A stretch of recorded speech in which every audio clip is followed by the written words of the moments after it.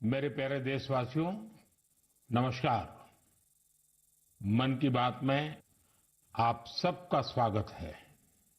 पूरे देश में इस समय त्योहारों का उल्लास है। हम सब ने कुछ दिन पहले दीपावली मनाई है और अभी बड़ी संख्या में लोग छठ पूजा में व्यस्त हैं। घरों में ठेकुआ बनाया जा रहा है, जगह जगह घाट सज रहे हैं, बाजारों में रौनक है। हर तरफ श्रद्धा, अपनापन और परंपरा का संगम दिख रहा है। छठ का व्रत रखने वाली महिलाएं जिस समर्पण और निष्ठा से इस पर्व की तैयारी करती हैं, वो अपने आप में बहुत प्रेरणादायक है। साथियों, छठ का महापर्व संस्कृति, प्रकृति और समाज के बीच की गहरी एकता का प्रतिबिंब है।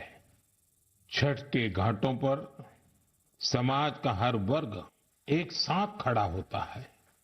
ये दृश्य भारत की सामाजिक एकता का सबसे सुंदर उदाहरण है।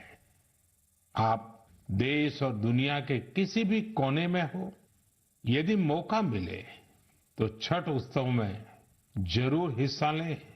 एक अनोखे अनुभव को खुद महसूस करें। मैं छठी मैया को नमन करता हूं। सभी देशवासियों को, विशेषकर बिहार, झारखंड और पूर्वांचल के लोगों को छठ महापर्व की शुभकामनाएं देता हूं। साथियों, त्योहारों के इस अवसर पर मैंने आप सभी के नाम एक पत्र लिखकर अपनी भावनाएं साझा की थी।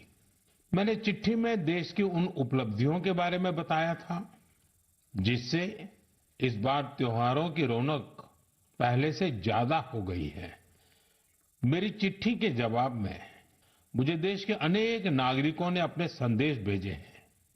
वाकई ऑपरेशन सिंदूर ने हर भारतीय को गर्व से भर दिया है। इस बार उन इलाकों में भी खुशियां के दीप जलाए गए जहां कभी माओवादी आतंक का अंधेरा छाया रहता था। लोग उस माओवादी आतंक का जड़ से खात्मा चाहते हैं, जिसने उनके बच्चों का भविष्य संकट में डाल दिया था। जीएसटी बचत उत्सव को लेकर भी लोगों में बहुत उत्साह है। इस बार त्योहारों में एक और सुखद बात देखने को मिली। बाजारों में स्वदेशी सामानों की खरीदारी जबरदस्त तरीके से बढ़ी है। लोगों ने मुझे जो संदेश भेजे हैं, उसमें बताया है कि इस बार उन्होंने किन स्वदेशी चीजों की खरीदारी की है। साथियों, मैंने अपने पत्र में खाने के तेल में 10% की कमी करने का भी आग्रह किया था। इस पर भी लोगों ने बहुत सकारात्मक रुख दिखाया है। साथियों, स्वच्छता और स्वच्छता के प्रयास, इस पर भी मुझे ढेर सारे संदेश मिले हैं। मैं आपसे देश के अलग अलग शहरों की ऐसी गाथाएं साझा करना चाहता हूं जो बहुत प्रेरणादायक है। छत्तीसगढ़ के अंबिकापुर में शहर से प्लास्टिक कचरा साफ करने के लिए एक अनोखी पहल की गई है। अंबिकापुर में गार्बेज कैफे चलाए जा रहे हैं। ये ऐसे कैफे हैं जहां प्लास्टिक कचरा लेकर जाने पर भरपेट खाना खिलाया जाता है। अगर कोई व्यक्ति 1 किलो प्लास्टिक लेकर जाए, उसे दोपहर या रात का खाना मिलता है, और कोई आधा किलो प्लास्टिक ले जाए तो नाश्ता मिल जाता है। ये कैफे अंबिकापुर म्युनिसिपल कॉर्पोरेशन चलाता है। साथियों, इसी तरह का कमाल बेंगलुरु में इंजीनियर कपिल शर्मा जी ने किया है। बेंगलुरु को झीलों का शहर कहा जाता है और कपिल जी ने यहाँ झीलों को नया जीवन देने का अभियान शुरू किया है। कपिल जी की टीम ने बेंगलुरु और आसपास के इलाकों में 40 कुओं और 6 झीलों को फिर से जिंदा कर दिया है। खास बात तो ये है कि उन्होंने अपने मिशन में कॉरपोरेट्स और स्थानीय लोगों को भी जोड़ा है।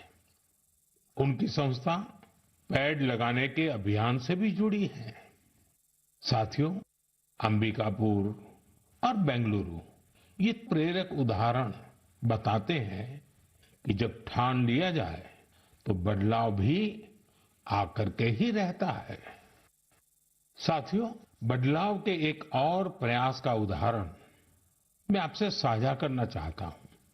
आप सब जानते हैं, जैसे पहाड़ों पर और मैदानी इलाकों में जंगल होते हैं, ये जंगल मिट्टी को बांधे रहते हैं। कुछ वैसी ही अहमियत समंदर के किनारे मैंग्रोव की होती है। मैंग्रोव समुद्र के खारे पानी और दलदली जमीन में उगते हैं और समुद्री इकोसिस्टम का एक अहम हिस्सा होते हैं। सुनामी या साइक्लोन जैसी आपदा आने पर ये मैंग्रोव बहुत मददगार साबित होते हैं। साथियों, गुजरात के वन विभाग ने मैंग्रोव के इस महत्व को समझते हुए खास मुहिम चलाई हुई है। 5 साल पहले वन विभाग की टीमों ने अहमदाबाद के नजदीक धौलेरा में मैंग्रोव लगाने का काम शुरू किया था और आज धौलेरा तट पर 3,500 हेक्टेयर में मैंग्रोव फैल चुके हैं। इन मैंग्रोव का असर आज पूरे क्षेत्र में देखने को मिल रहा है। वहां की इकोसिस्टम में डॉल्फिन्स की संख्या बढ़ गई है। केकड़े और दूसरे जलीय जीव भी पहले से ज्यादा हो गए हैं। यही नहीं, अब यहाँ प्रवासी पक्षी भी काफी संख्या में आ रहे हैं। इससे वहां के पर्यावरण पर अच्छा प्रभाव तो पड़ा ही है, धौलेरा के मछली पालकों को भी फायदा हो रहा है। साथियों, धौलेरा के अलावा गुजरात के कच्छ में भी इन दिनों मैंग्रोव प्लांटेशन बहुत जोरों पर हो रहा है। वहां कोरी क्रीक में मैंग्रोव लर्निंग सेंटर भी बनाया गया है। साथियों, पेड़ पौधों की, वृक्षों की यही तो खासियत होती है। जगह चाहे कोई भी हो, वो हर जीव मात्र की बेहतरी के लिए काम आते हैं। इसलिए तो हमारे ग्रंथों में कहा गया है, धन्या महिरुहा येभ्यो निराशाम यान्ति नार्थिनः। अर्थात वो वृक्ष और वनस्पतियां धन्य है जो किसी को भी निराश नहीं करते। हमें भी चाहिए, हम जिस भी इलाके में रहते हैं, पेड़ अवश्य लगाएं। एक पेड़ मां के नाम के अभियान को हमें और आगे बढ़ाना है।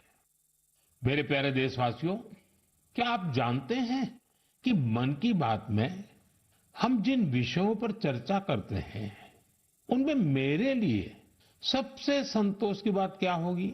तो मैं इस बारे में यही कहूंगा कि मन की बात में हम जिन विषयों की चर्चा करते हैं, उनसे लोगों को समाज के लिए कुछ अच्छा, कुछ इनोवेटिव करने की प्रेरणा मिलती है। इससे हमारी संस्कृति, हमारे देश के कई पहलू उभर कर सामने आते हैं।